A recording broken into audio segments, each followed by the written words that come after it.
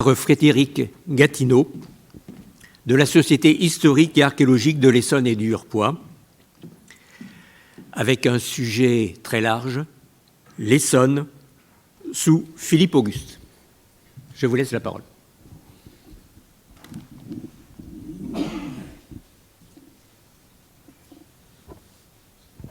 Il fonctionne? Oui, ça va. Bonjour, donc je m'appelle donc Frédéric Gatineau. Je suis toujours très ému de retrouver Dourdan, où j'ai beaucoup de souvenirs parce que professionnellement, c'est là que j'ai débuté ma carrière en 1992. Voilà. Et j'y ai vécu mes 6 premières années à l'ombre du château. Attendez, on va lancer. Comment on a la pleine page? Diaporama. Et voilà. Alors, dans le programme très riche de cette journée d'études, avec Roland Morano, nous sommes les seuls membres d'associations. Voilà. Et c'est toujours très émouvant et un peu intimidant, à vrai dire, de parler à côté de professionnels de l'histoire, de l'archéologie, de la restauration. Mais c'est important, ce tissu associatif qui qui contribue aussi à faire vivre et à faire connaître ce patrimoine essonnien. La Société historique et archéologique de l'Essonne, c'est la plus ancienne société d'histoire locale du département. Elle est née en 1895 sous le nom de Société historique et archéologique de Corbeil, Étampes, Hurepoix. Et dans son terrain de jeu, elle comprenait dès l'origine Dourdan. Donc, dans la collection assez impressionnante des publications, des bulletins et des mémoires et documents, vous trouverez beaucoup de Dourdan. Donc je vous invite à adhérer, bien entendu.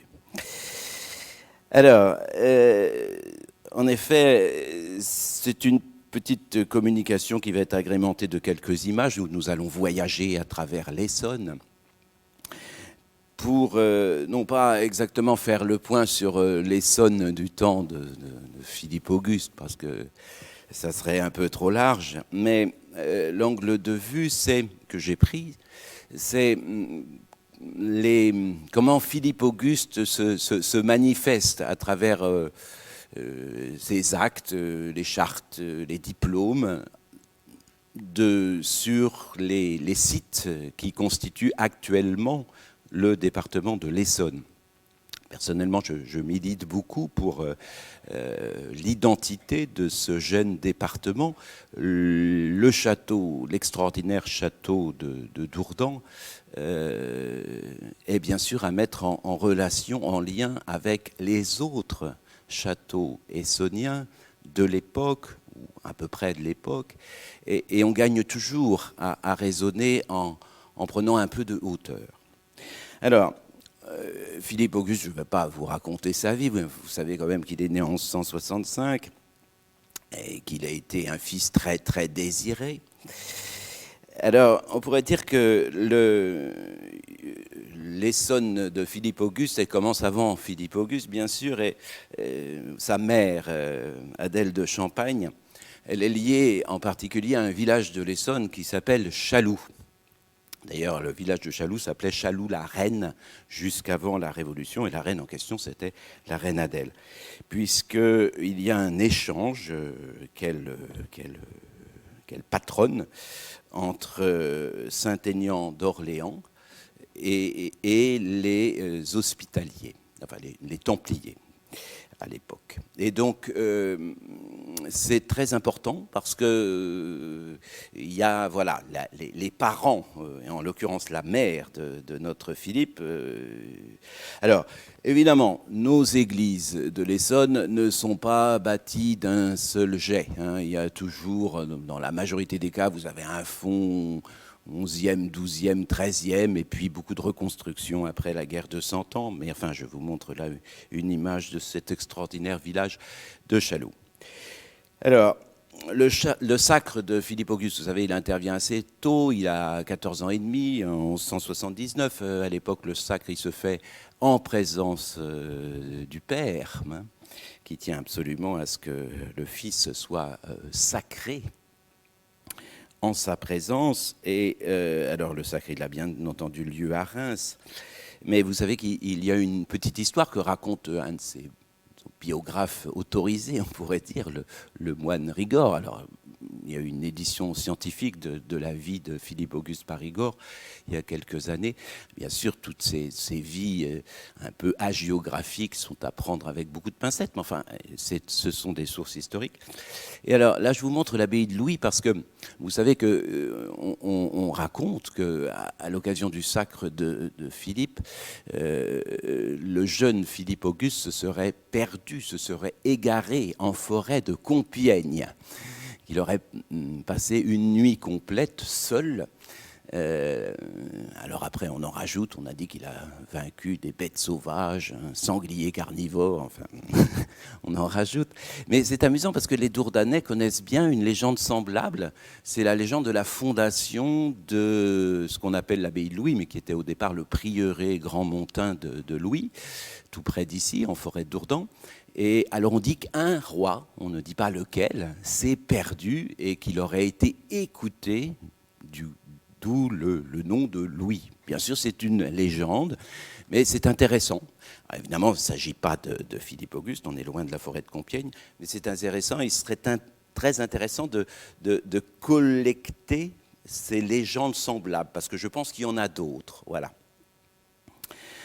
Alors, notre jeune Philippe sort de cette petite épreuve tout chamboulé, et son père, qui est très malade, va entreprendre un pèlerinage pour la guérison de son fils, la guérison mentale, on pourrait dire, de son fils.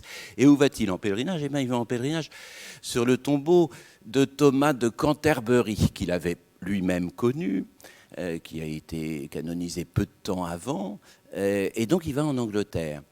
Et alors c'est amusant parce que peu de temps après, on va voir sortir de terre des églises qui sont dédiées à saint Thomas de Canterbury, qui était une titulature peu fréquente. Et il y en a 3 en Essonne. Donc l'image de gauche, c'est les ruines de l'église de Moulineux, donc pas très loin de Chaloux, aujourd'hui Chaloux-Moulineux. L'église de Villeneuve-sur-Ouvert, et là vous avez le bas-relief extraordinaire qui est conservé dans l'église Saint-Thomas-Becket de Boissy-sous-Saint-Thion. Alors, les premières chartes où on voit Philippe-Auguste s'engager pour de la terre essonnienne, ça va être envers l'abbaye d'Hyères. Le fonds de l'abbaye d'Hyères, qui est conservé pour partie, le fonds archivistique est conservé pour partie aux archives départementales, est tout à fait extraordinaire. Et il est très loin d'être dépouillé en entier. Alors là, vous avez les ruines de l'abbaye d'Hyères avant les restaurations d'il y a quelques années. La tour de Mouléry, bien sûr, elle est aussi contemporaine, même si elle a connu plusieurs périodes de construction, on le sait bien. Alors, on a une charte de la même année, en 1181, au sujet d'une défense du commandant du château de Mouléry de couper l'herbe de l'orge. Là, ce sont des conflits de territoire avec le prieuré de Lompont tout proche. Ensuite, en 1182, on a notre roi Philippe qui confirme toutes les donations qui avaient été faites par ses prédécesseurs à l'abbaye de Morigny. Donc vous avez l'abbaye de Morigny, version dans une photo tout à fait du début du XXe siècle. Vous savez que l'abbaye de Morigny, avec quantité de biens en Essonne et au-delà, et en particulier à Dourdan, l'église Saint-Pierre. En 1182 aussi, c'est une année un peu terrible puisque c'est l'arrêt d'expulsion des Juifs du royaume de France qui est une des œuvres de Philippe-Auguste. Et il va y avoir une conséquence directe en Essonne. ça va être l'expulsion des Juifs d'Étampes, la destruction de leur synagogue, parce qu'il y avait une synagogue, il reste à Étampes une rue de la Juiverie, et la synagogue d'Étampes va être rasée, et sur son emplacement, on va bâtir une collégiale. Non pas une église paroissiale, mais une collégiale.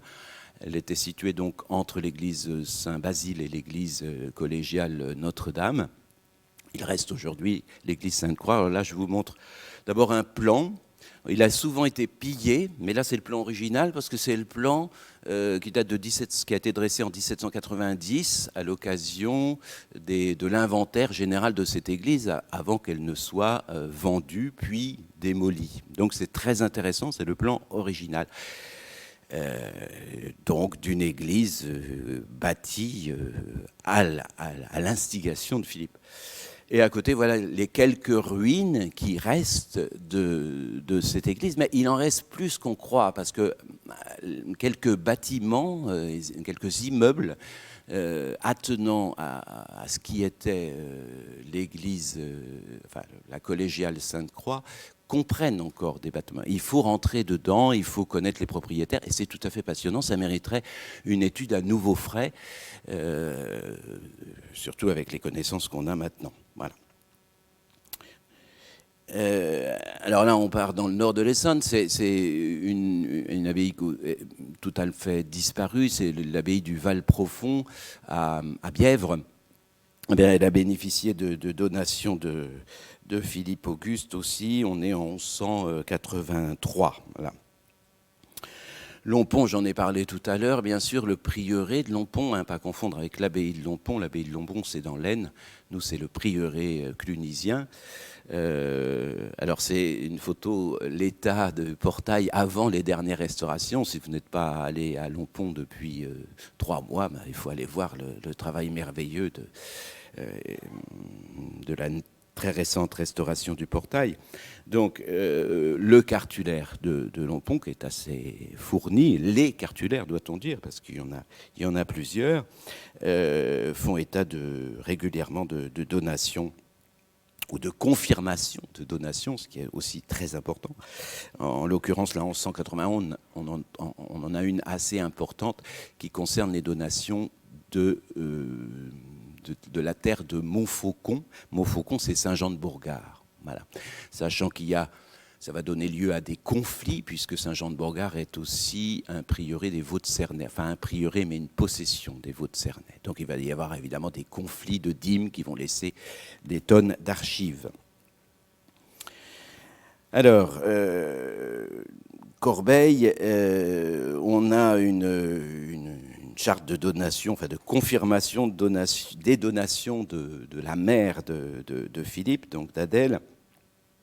Et en 1184, on a la mention, enfin explicite, d'un séjour de Philippe. Philippe ne va pas n'a pas beaucoup de traces de séjour du roi dans ces terres, puisqu'on est dans le domaine royal entièrement, là, à l'époque de Philippe. Hein. Mais là, il y a un séjour en 1184, il y aura un autre séjour attesté en 1197. Le séjour, il se fait dans le château royal de Corbeil. Le château royal de Corbeil, il est situé sur la droite. Voilà, vous avez l'éperon, vous avez le début, le châtelet qui gardait l'entrée du pont. Là, on est côté rive droite. Le pont et l'église Notre-Dame. En face, le pont, et sur la gauche, vous voyez le châtelet. Il ne reste plus rien du château royal de Corbeil. Les derniers vestiges ont été démolis à l'occasion de l'extension des grands moulins de Corbeil. Alors, ça, c'est la chapelle de l'Hôtel-Dieu d'Étampes, qui n'est pas en très bon état. Alors, évidemment, la chapelle est telle qu'elle se présente, elle est bien plus récente, mais en tout cas, l'Hôtel-Dieu, lui, il est très ancien. On a la confirmation de dîmes pour l'Hôtel-Dieu en 1185, et c'est tout à fait passionnant, parce que les dîmes et les possessions de l'Hôtel-Dieu du XIIe siècle, ils vont les garder, l'Hôtel-Dieu d'Étampes va les garder jusque pratiquement la Révolution. C'est tout à fait impressionnant. Alors là, on retourne à Dourdan, la chapelle Saint-Laurent. Ben, vous avez une donation aussi, ou plutôt une confirmation de donation en 185 pour les lépreux de Dourdan. Hein. Donc là, c'est la chapelle Saint-Laurent de Dourdan. C'est une photo qui date de la fin des années 1920, avant sa démolition, et c'est une perte pour le patrimoine dourdanais, mais c'était une chapelle relativement modeste, puisque l'arrière, c'était une arrière en abside. Donc c'était certainement un bâtiment très ancien. En tout cas, il est attesté, enfin, l'établissement est attesté au XIIe siècle. Alors là, c'est l'église de Villeconin, alors qui est pratiquement reconstruite entièrement au XIVe, donc faut pas y chercher du Philippe Auguste. Mais en revanche, vous avez un acte très important pour l'histoire de Villeconin qui se déroule en 1185, puisque c'est la donation sous le patronage du roi Philippe de Villeconin, de la paroisse de Villeconin, aux hospitaliers. Voilà, aux hospitaliers, c'est un échange avec une paroisse de Chartres. Alors, petite parenthèse, l'Essonne du temps de Philippe Auguste, autant sur le plan ecclésiastique, vous savez, vous avez en tête à peu près le territoire de l'Essonne, le territoire de l'Essonne sous Philippe Auguste, et ça va durer jusqu'à la Révolution. Au plan ecclésiastique, il est divisé en 3 diocèses. La partie sud-ouest, c'est-à-dire en gros d'Angerville jusqu'à Angervilliers, c'était le diocèse de Chartres, dont Dourdan. Donc évidemment, beaucoup d'archives concernant ces territoires, les archives ecclésiastiques, sont aux archives de Réloir. La partie sud-est, mais un grand sud-est, Étampes, Milly, La Ferté-Alais jusqu'à Balancourt, tout ça c'était l'archidiocèse de Sens, et donc les archives ecclésiastiques, elles sont conservées aux archives départementales de Lyon à Auxerre. Et puis un nord, mais un nord qui descend bien dans le sud, puisqu'il descend jusqu'à Lardy, jusqu'à Chamarande, jusqu'à Saint-Sulpice-de-Favières. C'était le diocèse de Paris. Voilà. J'ai dit bien le diocèse parce qu'au XIIe, on était encore... on parlait de diocèse de Paris. Le diocèse de Paris n'est devenu archidiocèse que bien plus tard. Alors là, vous avez une petite merveille conservée aux archives départementales de l'Essonne, conservée précieusement puisqu'il a été sorti de la caisse où il était conservé originellement. C'est une charte de 1186 avec le monogramme philippien, quand même, c'est pas mal. Il y en a 2 comme ça. Et c'est une charte qui est conservée dans le fond de l'abbaye de Villiers. L'abbaye de Villiers, c'est également une abbaye qui est complètement disparue, qui était sur le territoire de Cerny. On en voit les murs façon les 18e, au niveau de Montmirault, vous voyez, au lycée professionnel, là, sur la route entre Étampes et La Ferté. Et ben, c'était derrière ces murs, c'était le territoire de l'ancienne abbaye de Villiers. Et là, le fond de l'abbaye de Villiers est tout à fait extraordinaire également. Il est très très loin d'avoir été entièrement dépouillé. Le portail royal d'Étampes, évidemment. Alors, des donations et des règlements de conflits entre en particulier Notre-Dame d'Étampes, Saint-Basile, des délimitations de paroisses, des conflits de dîmes, et puis aussi comment intégrer cette nouvelle venue de la collégiale Notre-Dame, de collégiale Sainte-Croix plutôt. Eh bien, Philippe Auguste, il met son nez, et donc vous avez beaucoup de choses là-dessus. Par ailleurs, évidemment, une partie des campagnes de construction de Notre-Dame, qui est un édifice extraordinairement complexe. Il y aura une journée d'études complète sur le millénaire de Notre-Dame au mois de décembre prochain au Théâtre d'Étampes. Alors, en témoigne par exemple ce portail royal, puisqu'on l'a mutilé 40 ans après l'avoir terminé sur la droite. C'est tout à fait étonnant. Enfin, voilà. Très vite aussi, on retrouve notre abbaye d'Hyères avec des confirmations de biens sur Videl, en l'occurrence pas sur une partie de Videl, sur le Marbois et Retolu, qui sont deux fermes qui existent toujours, et puis aussi sur le territoire de Chilly. Donc je vous ai montré, là je vous montre l'intérieur de l'église de Chilly, avant sa restauration aussi, et juste le chœur. Le chœur est authentiquement de l'époque de Philippe. Je vous montre là une charte toujours du fond d'hier. Vous voyez que ces chartes, une partie de ces chartes sont encore conservées telles qu'elles ont été classées au XVIIIe, avec des papiers qui les cachent. Donc, tant qu'on n'a pas retiré les papiers, il est absolument impossible de les lire. Donc, c'est une preuve que ces chartes ne sont pas toutes dépouillées, parce que matériellement, telles qu'elles se présentent aujourd'hui, on ne peut pas les dépouiller entièrement. Donc, vous voyez, il y a encore beaucoup de travail pour les chercheurs. Allez, un moment très important, évidemment, de la vie de Philippe, ça va être l'affaire Ingeburg. Quand même, il faut en parler. Alors, le mariage d'Ingeburg, c'est 1193.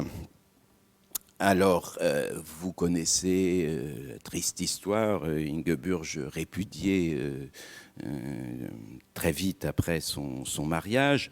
Et alors, parmi ces lieux d'internement, quoi que ce soit un peu contesté, figure traditionnellement Étampes. Alors, de façon un peu romantique, on dit c'est dans le donjon d'Étampes, évidemment une princesse dans un donjon, enfin en l'occurrence même une reine déchue, mais enfin une reine quand même, ça fait rêver. Donc peut-être qu'elle séjournait plutôt au palais en bas, hein, ce qu'on appelle le palais de séjour, et puis il y avait un troisième château qui s'appelait le donjon entre les trois. Enfin, on a beaucoup, la connaissance du vieil Étampes a beaucoup évolué. En tout cas, je vous montre bien sûr une vue qu'on ne peut avoir que quand on monte en haut. J'ai eu le privilège plusieurs fois d'y monter, c'est extraordinaire, cette tour, ce qu'on appelle la tour de Guinette, donc la tour maîtresse de l'ancien château royal. Et puis donc une vue ancienne, donc une petite pensée quand même pour Ingeburg qui a vécu contrainte et forcée dans notre terre d'Essonne. Alors l'actuelle cathédrale s'inspire de Corbeil, j'habite à 20 mètres. À l'époque de Philippe Auguste, c'est la collégiale s'inspire, elle aussi, elle va faire objet de beaucoup de chartes de confirmation et de donation, parce que Philippe Auguste va être très généreux envers Corbeil et envers les chanoines de Saint-Spire. Donc c'est très important aussi. Là, c'est une vue du village de Saint-Vrain, parce que là, on a une charte de Philippe Auguste qui donne à Notre-Dame de Paris, au chapitre de Notre-Dame de Paris, une partie de Saint-Vrain qui s'appelle Brateau, hein, dans les marais. Alors c'est intéressant parce que tout près, il y a une possession plus ancienne de Notre-Dame de Paris, c'est le village d'Itteville, hein.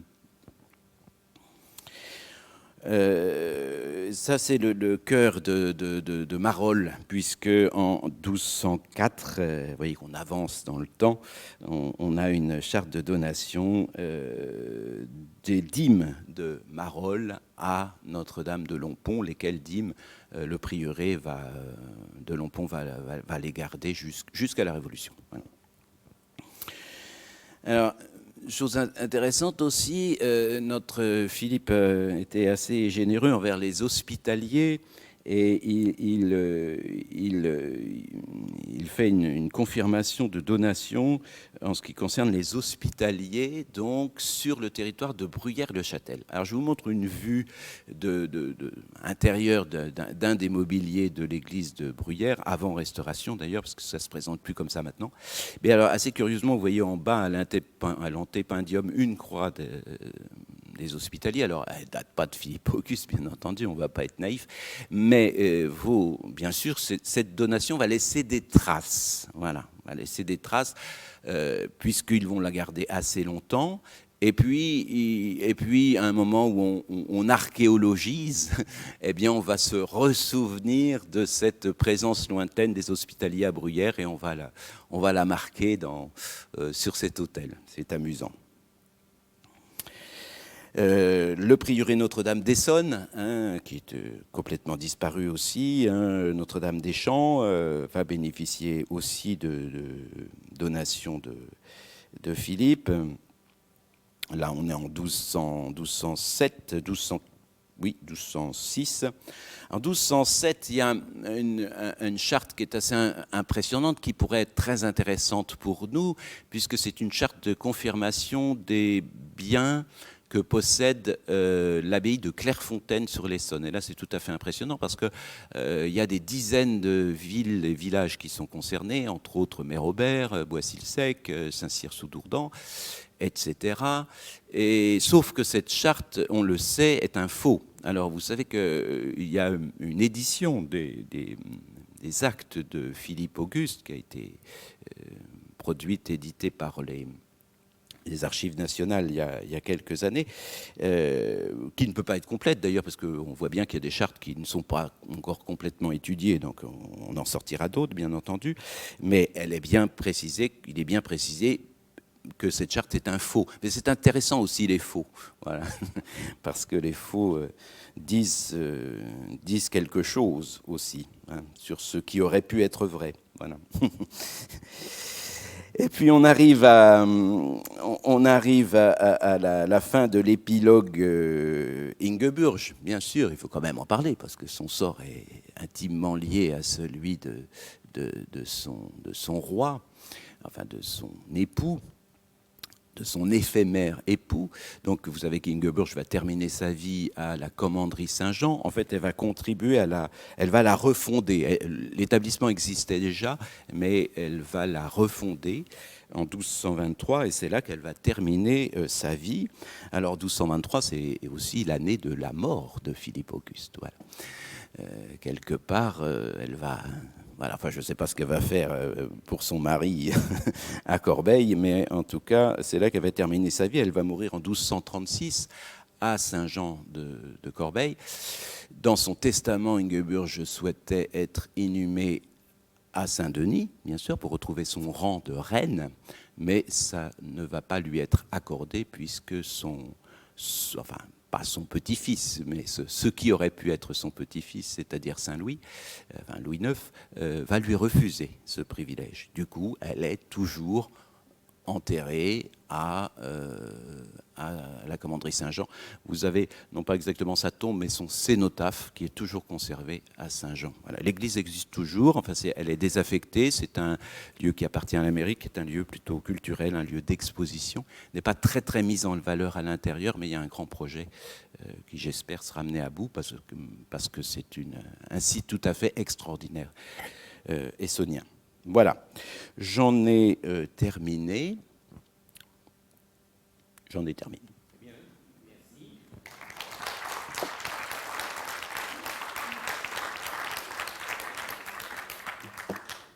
S'il y a une ou deux questions pour le conférencier. Bien, mais visiblement, tout était clair. J'allais terminer quand même. Ce qui nous amenait là, ce qui nous amène là quand même, c'est cette fameuse charte de 1222. Oui, parlons-en. Et voilà, de la chapelle du château. Il faut se précipiter à Chamarande parce qu'on la voit en vrai, la charte. Vous avez l'authentique exposé, donc ça mérite le détour. Bonne journée à tous. Merci.